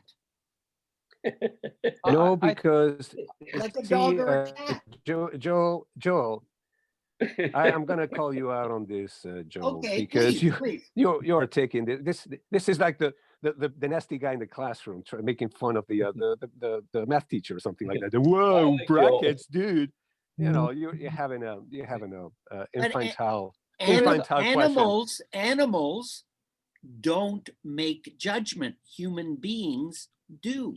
Animals by- do make by judgments. First of all, you don't actually. know. By First of all, you saying- don't know, Joel. Well, I I mean, do. I you do, can because infer, you that's can what think. distinguishes humans from animals. Animals make In any plenty of case, we're talking judgments. about humans here. We're not talking about our dogs or our cats. We're talking about humans, you and I, and everybody else in this Zoom meeting. And now, if you want to talk about the intentionality or feelings of a mosquito or an amoeba, all right, let's go into that and see if we can make sense of That's that. not But no, what I'm that's saying an at all. infantile And you're comeback. simply engaging in polemics, and you know it. You are polemical right now. You are the one who's being polemic, Joel. I thought of I three I examples think that might be Justin had his useful. hand up. I'm sorry. Yeah, I thought of 3 examples of this. So you're talking about this this doubt, Aporia, but maybe we can use English. You're really talking about doubt, right? And Well, conflict. it's Or some kind of aporia is contradiction. being at an impasse and suffering within that, because Yeah. you feel restricted. You don't know where to go. So it's Right, it's a psychological term more than just I'm seeing uh, like an irresistible internal contradiction or logical disjunction. right. So the 3 examples, Cognitive irresolvable. yeah. So well, it's 3 it, examples that I thought of. Mhm. So 2 are from kind of just ordinary experience psychologically, in the world, and 1 is from meditation practice. Mhm. I don't mean my individual experience, but for this, so let's say people who suffer from domestic abuse, they would resolve this by suppressing their mind, basically. So they might have a real conflict. Oh, he seems to love me, but he's also beating the shit out of me on a regular Mhm. basis. yeah. Should I leave or should I stay? I'm not sure. And then if I leave, maybe he will kill me. And so Or I won't then have any what? support out there by myself. So there's Yes. this conflict. I don't know if this class is under your Greek Yes, term. Yes, But, yes, it's so then aporia right a there. very, very common solution is just to suppress all that and then just feel fine again. And so, you get beaten, you feel terrible, you want to leave. And then shortly after, you feel fine, you go back to normal and everything's fine. Yeah, that's And not even most Epoché. people who That's not leave bracketing, abusive, right. well, Yeah, most people that's a who leave misunderstanding of the abusive idea. relationships Yes. also come back. So, and you're right that this does lead to some kind of happiness and contentment. I've observed this also. I mean, it's famous among psychologists, but I've also observed it myself. And it is true, it definitely improves your mood by taking that strategy. That's why this strategy has evolved, I suppose. But it's not the solution, because you don't do anything about it It anyway. is a solution, and it is an adaptive solution. But it's Yes, but yes. partly why I'm bringing this up is because I think from your spiritualist point of view, it would not be a final solution that would be necessarily recommended. But it is still following the principles you have outlined. Now, another example is, are you familiar with attachment theory in psychology? It's not the same as Yes, Buddhist very kind of much. attachment. Right. So you've got like A, B, very C much. styles. So if you have, if your parents are, or if your primary caregiver is well emotionally attuned to you, you'll have a nice balance of the affective and cognitive side of the mind. Secure If you're- attachment, yes. Yeah, and if there is if you're in an emotionally suppressive or sort of non-emotional resonance kind of environment, then you're likely to go for A style, which is, well, there's two insecure attachments, but this insecure one will be a suppression of affect. So you'll be very much unattached in your cognitive side, and those people are likely to have a higher than average IQ, you know, but on the other hand, if you are in a situation where you're sometimes being emotionally attuned to, and sometimes not, sometimes being abused or abandoned, then you're likely to, instead of suppressing affect, then you'll suppress cognition, because it's not adaptive, like to be able to like predict outcomes logically, which is what the first insecure one has done. It doesn't work because it's a fundamentally unpredictable situation. So you suppress cognition and you become more impulse driven. And that kind of insecure attachment would also seem to come under what you're saying about eliminating aporia by cognitive suppression. And just okay, I don't know what's going on, I won't even try, and then I'll just respond emotionally. And also this does lead to greater happiness. This is why, I mean, these sometimes these different insecure attachment styles are thought of as bad, but in fact they are adaptive, and they're for very good reasons. They are coping strategies. They are coping strategies, of course. But the suspension of cognition. Oh, cognition in the sense of logical functioning and prediction. If you suspend cognition, you just don't think anymore. You're at the level. I'm not saying you don't think, a cat. But no, these people are not the collection of. I'm not. Well, notice that I defined what I meant. So don't get attached to a particular definition of the word that you're triggering in your mind. No. I'm talking about the normal functioning of being able to like predict and okay, this, therefore this, therefore this. You know, you must know plenty of people that don't do that as much and are more kind of impulse driven. Most people just don't think well, obviously. But you are trying to define the word epoché, the suspension of judgment as an emotional involvement with the contradiction. You see where I'm going with this? I wasn't defining it as an emotional thing. Actually, it was quite the opposite.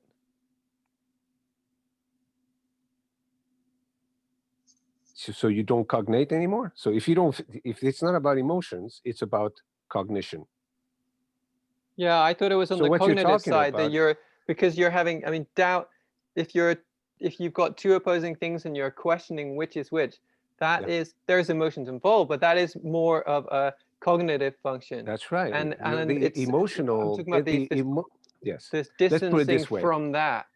It can happen. So yes, but we're talking about is that there is cognitive dissonance. Yes, exactly. So there is a cognition problem. You don't know what to think. You don't know what to believe. You don't have the data. You become emotionally involved with it, because if you know that there's a contradiction, but you don't give a rat's ass, then you're fine. But somebody will say, you don't care about this problem? You know, the little kids in Africa dying of hunger, but you don't get emotionally involved? You're always called a monster, because you should feel very bad about, you know, all the bad stuff that happens in the world. It's almost a Christian guilt. It's like, hell, you don't care about people suffering? You're a fucking monster. And precisely what these guys are saying is, I just don't have, number one, the power to change anything about it. I don't have the data to be able to fix the problem right out. Yeah, same for abuse victims. But you still want me to suffer about it. And I say, I have no control about it. I cannot fix it.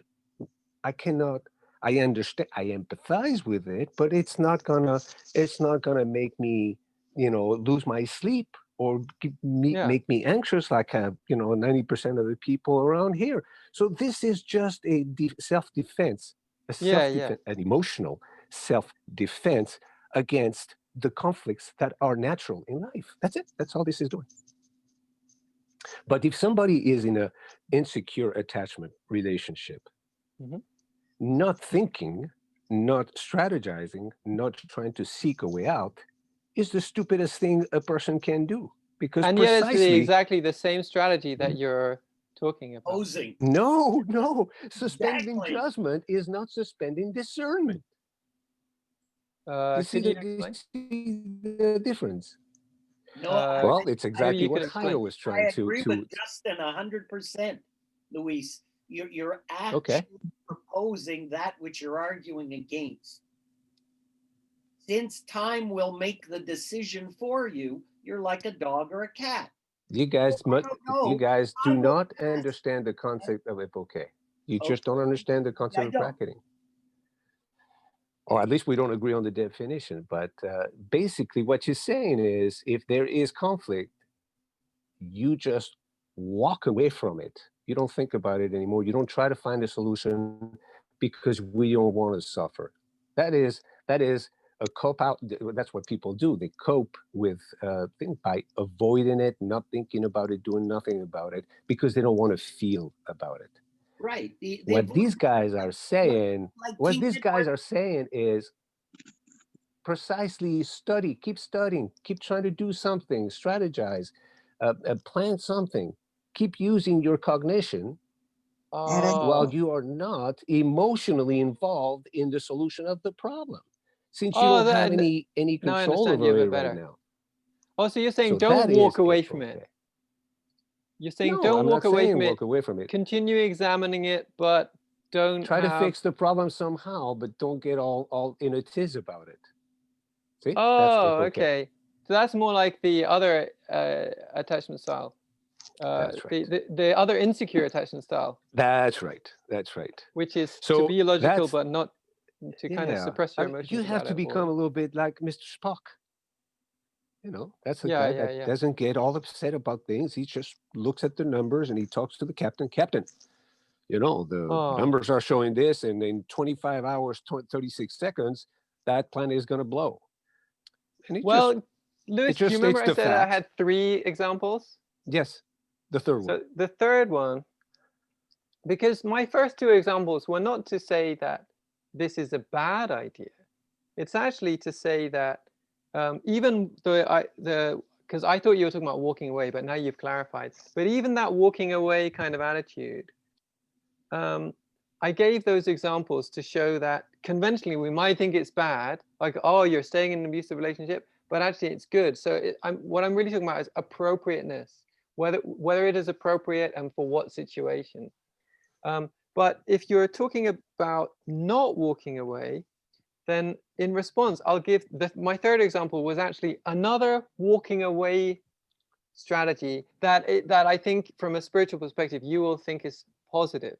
And that is the general Buddhist approach of eliminating doubt, not merely by, how do you say, equanimously and intellectually studying the situation, but rather abandoning it totally.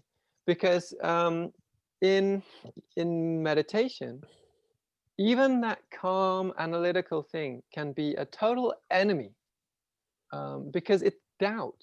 And doubt from a philosophical point of view, doubt can be a very good and healthy thing. But if you're training in concentration, or if you're training in trying to stay in the present moment without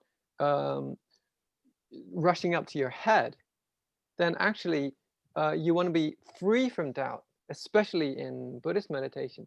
You want to eliminate doubt. So even the questioning of the concepts or the questioning of the ideas should be cut entirely. So you're resting in non-conceptuality. Okay. Yeah. So it's a very good point in there, because Aporia can be doubt. So we're trying to deal with Aporia. We're trying to deal with doubt. I could say that we could at least talk about what is the doubt about. Okay. Doubt about what?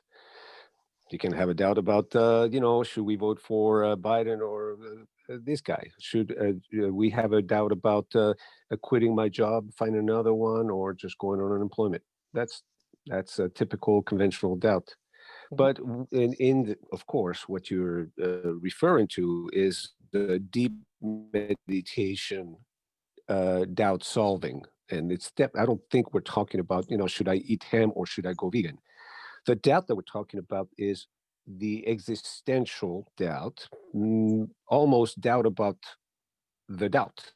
Well, actually, I mean, any kind of doubt, even the most mundane doubt. Like, for example, somebody may be sitting and then doubting, oh, should I stop meditating now or should I continue for a little more? Even that kind of doubt is a total obscuration to concentration practice. Yes. You know, or am I doing this quite right, or should I be should I be focusing on my breath on my belly or here? Correct. Any So kind the of doubt. doubt. So the mind is doubt itself.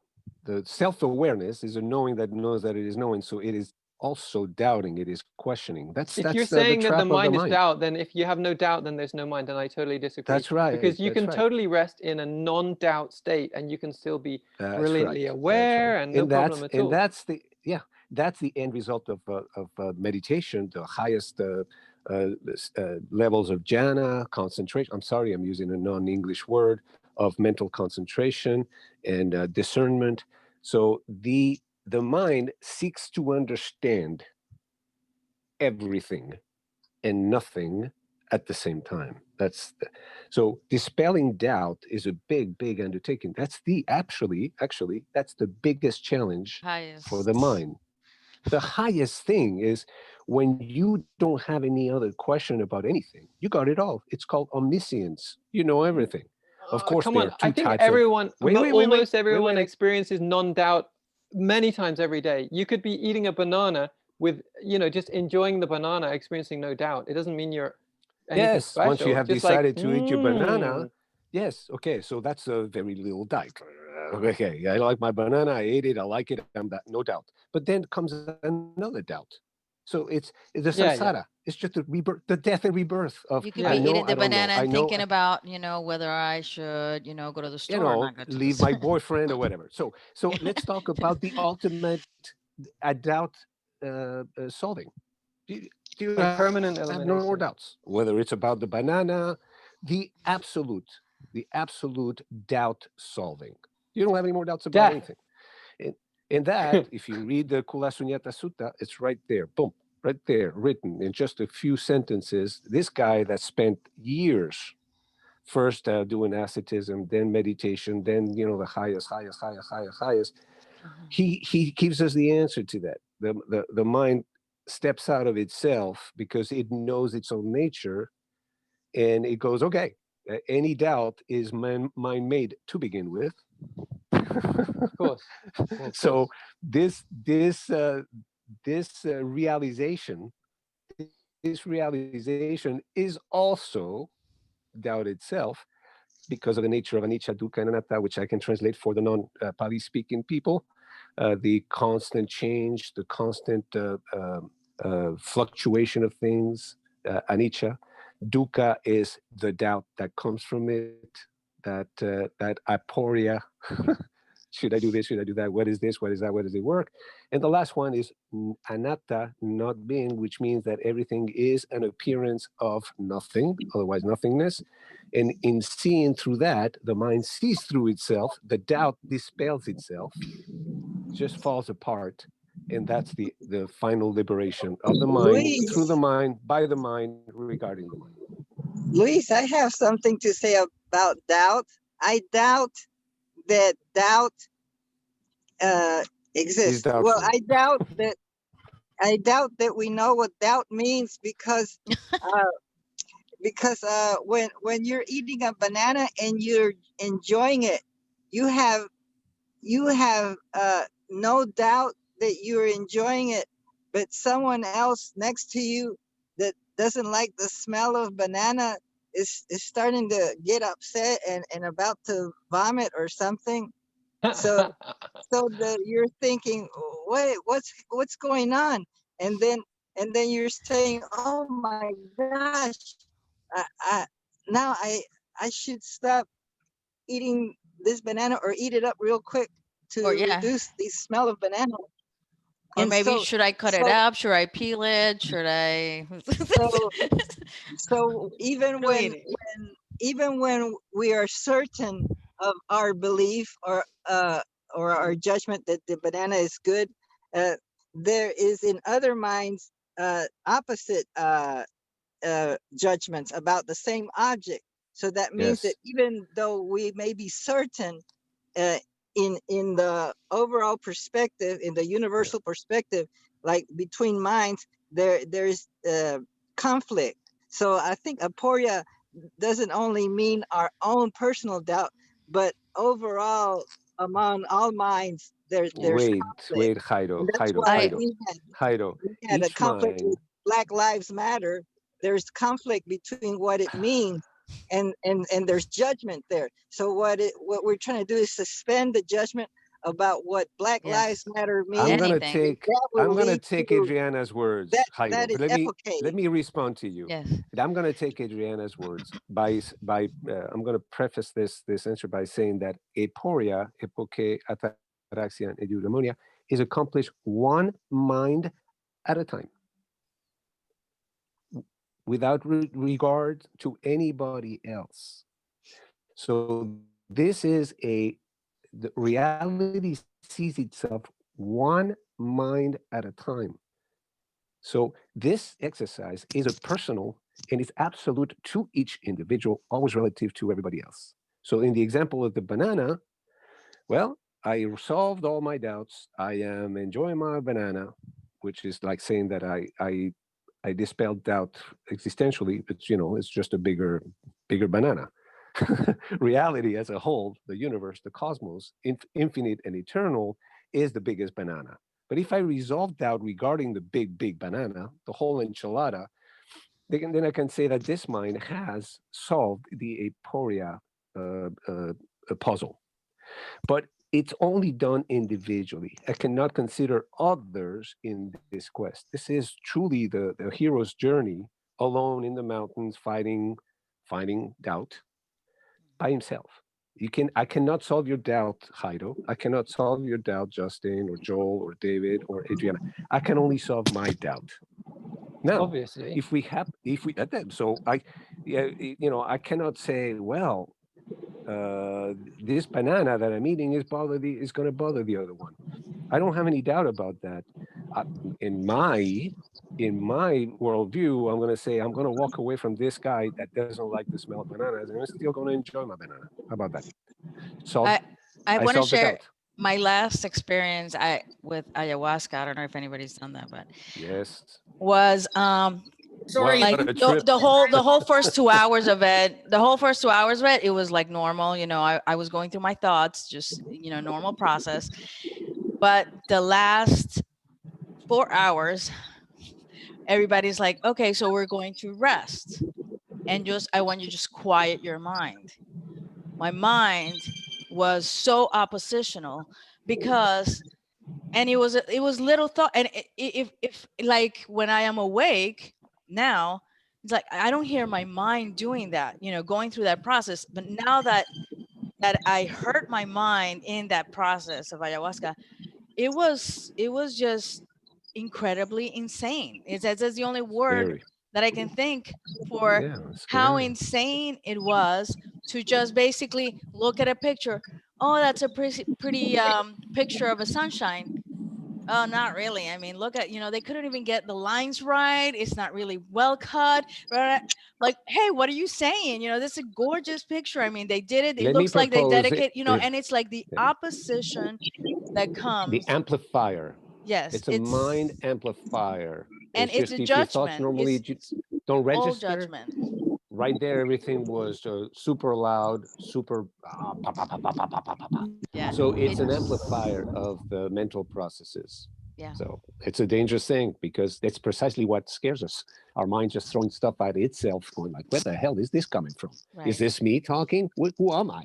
It I mean, is. it's a That's very scary and that experience. A is lot of me people, talking to myself, and that yeah, is the judgment that is what you know. And I love that you're bringing this, and I'm understanding this because you know, it's that like not being able to make a decision about one thing, whether you know it's this way or another, and you have to make the decision of saying yes. there's no decision. I And you don't have to can, make a decision on it. and you can, and you can decide what to do. Decide, not decide, do something with it or not do something about it. You But can also you stop the have to question. do that with You can't discernment and not you can't stop the question. with not thinking. You cannot turn into a mosquito. No. Maybe it's a good thing, maybe it's a bad thing, but you are a human being. That mind is stuck with itself, and Epoché gives you an insight into the problem. First, it makes you realize the Aporia, the dukkha, that the Buddhists talk about, the chitta vritti that the Hindus talk about, the agitation, the whirlpool of the mind, never stopping, round and around, churning like a washing machine that never stops. Oh my Yeah. God, how can I get out of the tumbling cylinder, right? Yeah. So chitta vritti or dukkha is the nature of being self-aware. We are dukkha, and we are also our anicca and anatta. But the discernment into the nature of things, the nature of thoughts, where they come from, the psychology, the philosophy, and the science, you put all that together, and you're able to fall into ataraxia. That's what they contend. As a matter of fact, if you read about it, these concept of Aporia, Epoché, ataraxia, and eudaimonia are parallel, absolutely parallel to the Eightfold Path and the Four Noble Truths. Exactly. Different words, different languages, but same concept. There is a way out of doubt. There is a way out of suffering, and it is perfectly rational and logical. And it's a discipline of the mind that works on itself until it masters itself, which is the most difficult thing to do for a human being, and it results in ataraxia, which you can call nirvana or moksha, yoga, reality seeing itself perfectly without any filter, no doubt. It's like the mind becomes a superconductor. That Clearing the is what mind. Great. Clearing the every mind, the mind thoughts, is the looking for. judgment. Mhm. Would that be like grace in English? Yes, but grace has that connotation that it's given to If you. I can say grace in a different language, would that make it better? So I'm sure there is. I'm sure there is a word. Yeah, So but David has what I don't have, and I respect him for it. He has grace, and grace is the ability to it's believe. graceful. No, he has the ability. Rejoice. Blessed grace to believe, and he has a Christian belief. Yeah. That I can only admire, but I cannot experience because I Yeah, can't get out of my aporexia or my. Listen, I used to believe. Do my samasutta. I used to believe. I had a lot of grace. I was not happy, and then I stopped believing, and I started understanding, Yes. having a direct experience with me, with myself, and the rest of the world, and then I understood that I am the world, thinking about itself. No. And then I became very graceful, but I have no grace in the sense that I don't have any faith into any reality becoming supernatural at anywhere in the universe. Everything is totally You have natural. Gaining a you universal connection rather than Yeah. just a behavioral, maybe, Yeah. or obedient. I have no owner. I have no boss. No. I have no boss. you I am have the boss. grace in reality. Yes, I engrace myself with myself. I became God in a Well, sense. let me see if I can But offer but a you logical. but you don't exist according to Buddhism. You don't have a self. So how could that be? Because you have two types of existing. One is a spectrum, the other one is not really existing. It's only potential. So, I mean, you don't get stuck on the words, I don't exist. and yet I am. Okay, how about that?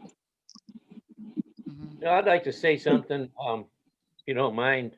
You know, the thing is, I just did a little research on that word Aporia, and really, it really means living in a quandary. And to me, I think that all of us do that throughout our whole lives in a way, Correct. because we only know what's in front of us, make decisions and make judgments on the things that come into our lives. And the manner that which we do, you know, determines our own happiness as Well, such. if you believe in God, you don't believe it. You at least there's one guy that is not in Aporia, right? One what? One entity that is not in Aporia, which is Cool. God. Well, no, the thing is, it all depends when you're going to say God. You got to define Bless you. God, you know, to me, and I define God Gesundheit. as Salud. Santé. existence. Sorry, So, David, I didn't catch what you were just saying. All oh, right. well, Talked over. Lewis kind of talked over it. I'm Yes, not I complaining, but I was interested in what you were saying. about Aporia, number one, to me, is meaning everything is in a quandary. And life is in a quandary for all of us from the time we're born to the time we die, period. Because it's something that, you know, we try to take and figure out and place labels on to identify what's around us and things that are around us. But the thing is, the word quandary in itself is something that, you know, is sort of undefinable in its own way. And the thing is, then Luis brought up the word God. And I says, the thing is, with God, it all depends on how you define God. Joel referred to me as having grace. I don't look at it, I have any grace whatsoever. The only thing that I have is a desire to ask questions, to learn. That's one possession that I take and I claim, and I really love, because it allows me to experience life and to experience understanding of life. So, and as far as God goes, I identify God as existence, period. And the thing is, everybody's going to have a different existence. So therefore, everybody's going to have a different God in their life. And that's up to them to take and discover what their existence is in their life, okay, and to learn to deal with it. Now, people that have But common... David, can I just could I just check something? If you're defining God as existence, do you mean an existence that you have that is different than others, or do you mean the totality of existence? In which case it would be the same. Okay, the thing is, first of all, each person's life is dependent upon their own existence. And the thing is that the things that they have learned in their life to be existent. Then there is a larger existence that exists in the universe, which is made up of the earth and the planets, and it's made up of the plants and animals and so on and so forth. And everything has its own nature. And the thing is, people live within inside of that nature of existence. Yeah. So overall, existence rules over everybody. Because the thing is, from the time that we're born, we eat the plants and animals from this earth to get our nutrition.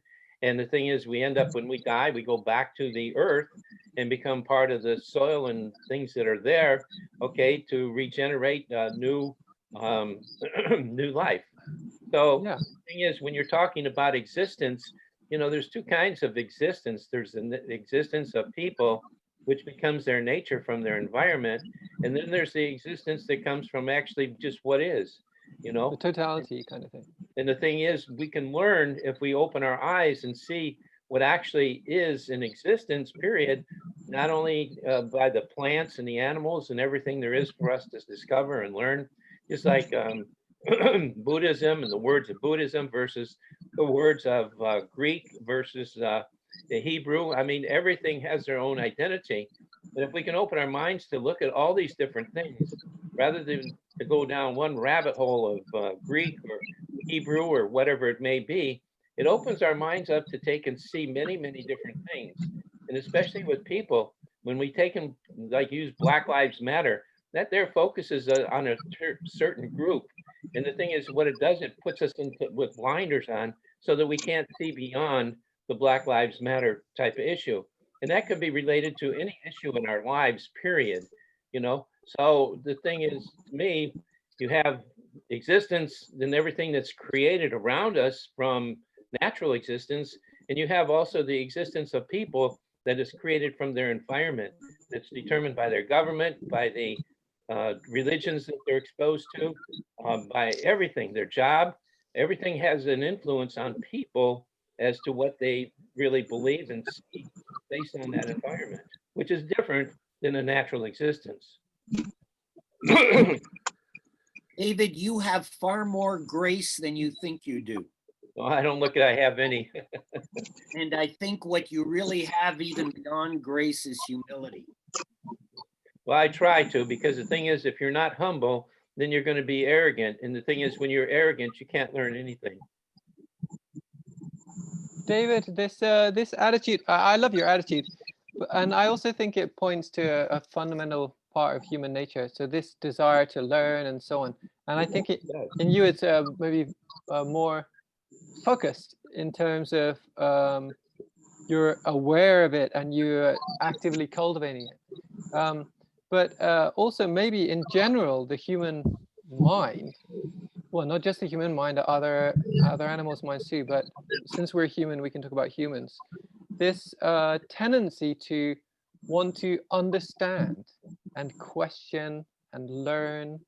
And I think in that process, you know, I'm not very familiar with these Greek concepts, but this kind of logical internal contradiction that has been mentioned is bound to occur just as a part of that natural process.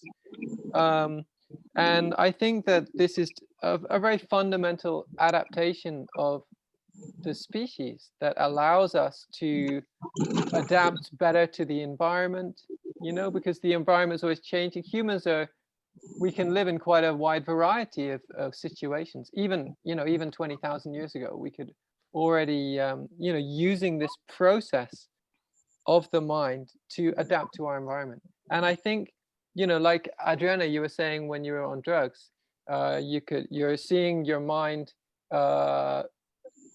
churning through these kind of, you know, it's kind of throwing out these questions or judgments. And yeah, it certainly can get louder through drugs or meditation and so on, or louder to our awareness at least. And it can definitely get in the way. So it can be maladaptive. And then we can go to the opposite extreme of actually shutting it off to a large degree through spiritual practices. But I think it's also just a part, that churning of the mind and kind of questioning things and formulating questions and doubts and concepts. I think it's a part of this very natural adaptive process that that is a part of the species. Do you see what I mean, David? Absolutely. The thing is, questioning is a part of our species and a part of something that everybody does. But the thing is, it sort of gets left out that there's not enough focus on is the repetition, the hypnotic rhythms that exist in life. Those things are the things that actually interfere, because once you become sort of hypnotized or things are repeated enough, you believe the things are repeated and you can't see beyond those things. So what happens is you become very judgmental and very protective of those things that have been repeated or sort of hypnotically implanted into your mind. That's definitely true. This starts to happen when people are very, very young, you know, even in the womb.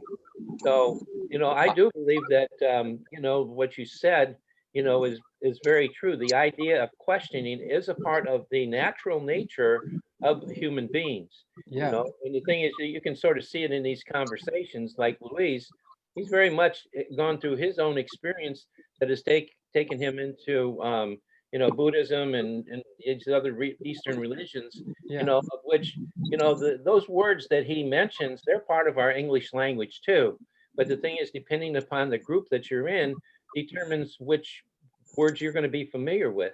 Sure. Like if you go into certain communities, so like one time I was going through Louisiana, and I remember we got off the road and I asked somebody in the service station, hey, where's the closest grocery store? He spoke English, but I couldn't understand a word this guy said to me, you know? But I mean, the thing is, the people that live in that community, they would know exactly what this guy was saying. Sure. Me about 7 times before I finally understood that the grocery store was down the street, you know?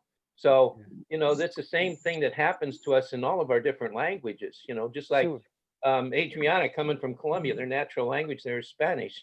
I get somebody in my car, unless I take the time to understand that language, I have no idea what they're saying, you know? And the thing is, you can take the English language and break that down too into different communities, as I just mentioned, and the way that people say it, it could be said in a way that you don't even understand it. So there are so many different subcultures that exist within our society and within the world, that to take and start to place judgment on them is a very unfair thing to do. Sure.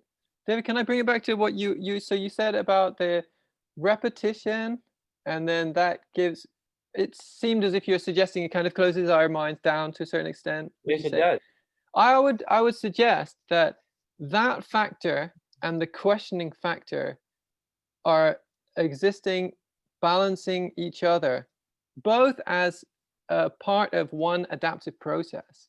So the questioning part is kind of going out and kind of expanding, and then there's this conservative attitude of shutting in. And even when you talk about these different languages, I say again, you know, we make up our own words, we find new ways of speaking, but then people get too upset with us if we become too creative, and that has this kind of conservative effect, and therefore you get shared languages that can exist over time. You need both the creative and the conservative aspects for culture to continue, for languages, even for biological evolution.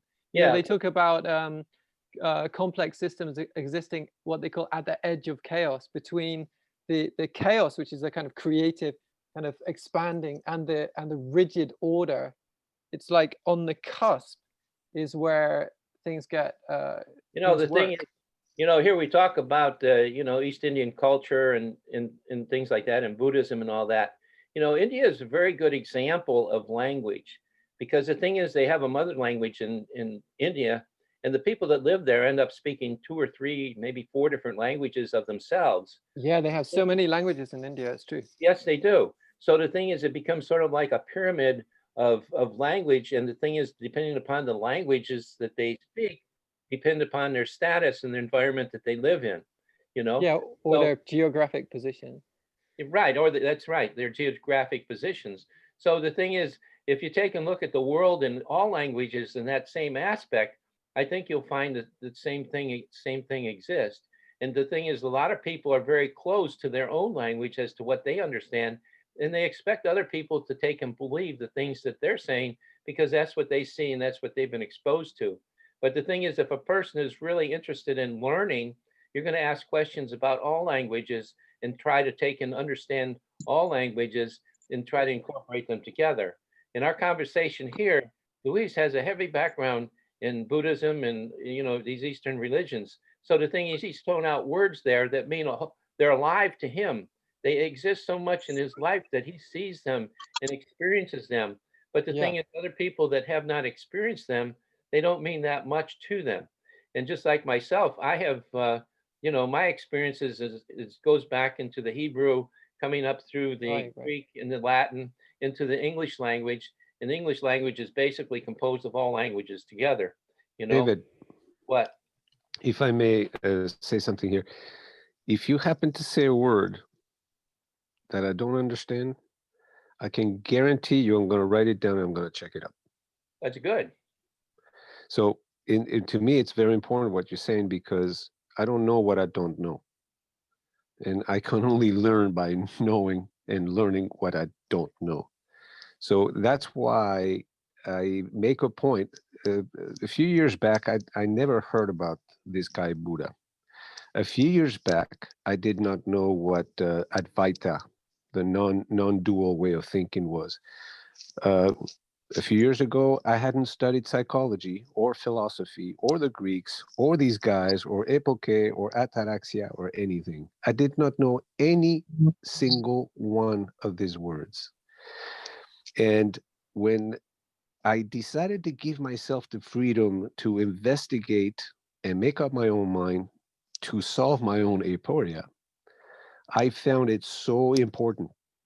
If somebody said a word, if I read a word somewhere, or a concept, or an idea, a theory, to check it out. And most at the beginning, I didn't understand what I was reading. The first time I read some stuff on the scientific side, especially, I didn't understand the thing. But little by little, I was able to understand words, understand concepts, see where they were going with it, and form my own perspective, my worldview. That's why I love words. That's why I love concepts and ideas. that's why I love the human mind, because it comes from everywhere, different cultures, different traditions, different ideas, different perspectives, and I absorb everything like a sponge. I process it and I become it. I grow with it. The more I learn stuff, the less I am Luis. I am more Justin and David and Adriana. I am more African American. I am more Colombian, more Romanian, more Jewish, more Hindu, more everything. I'm becoming the world. I am the world learning how to be itself. I understand that, Luis. And the thing is, you and I both know probably that that is one thing that sort of brings us together into the fact that you like to investigate words and understanding as well as much as I do too. Because the thing is, the words that we speak really identify who we are, you know, without question. The only thing is, like, you've gone down Buddhism to a point where you've taken it much more serious than myself. To me, the thing is, I look at Buddha and I read his story, and his story is remarkable. I mean, I think it's one of the most beautiful stories that's ever been written throughout history. And the thing is, he has come up with many, what do they call it, sayings and things like that that I rely on a daily basis.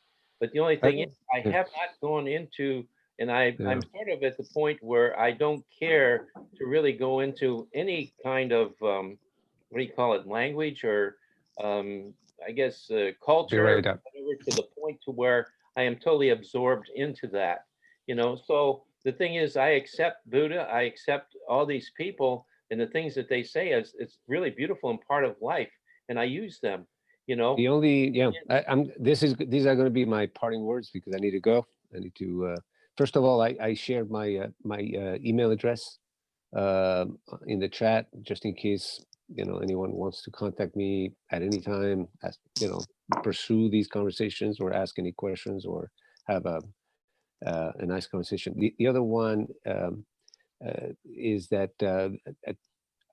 I feel this was a very opening Zoom, because we went very tight into some subjects and now we're just going wide into what it is to communicate as human beings. So I think everybody was showing up. I always enjoy these sessions. I guess I take more than I give for sure. This is beautiful. So thank you all. It's been a pleasure. Yeah, I didn't realize it was going on. It's after 9 o'clock now here myself. I have to get going. So anyway, I wanted, the only thing I'd like to say is I really enjoy the whole conversation and everybody that's here that brings across the questions. And they're all questions and things that help us all learn from each other. And yeah, I was really happy to see Adriana because she's definitely been a real benefit to our little group here this morning. And I hope she joins us again next week, maybe, if she has the opportunity to do so. But anyway, I've got to go as well as Luis. So, you know, adios to you guys, and good to see you, Justin. And Justin, good to see you back, Justin.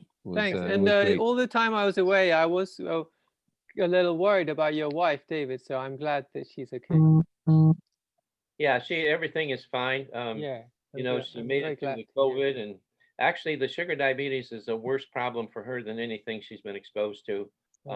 So, you know, the COVID was just something that she made it through, like bad flu, you know. So I'm very glad to hear that, and wishing her and you very well. Right. So anyway, I'm going to leave, guys. Nice seeing you all. Okay. Good to see you there. Good to meet everyone. Nice to meet you, Adriana. Thanks for putting up with me and stuff. No, it was great. It was great. I'm very glad that you discovered us, this group of crazy people.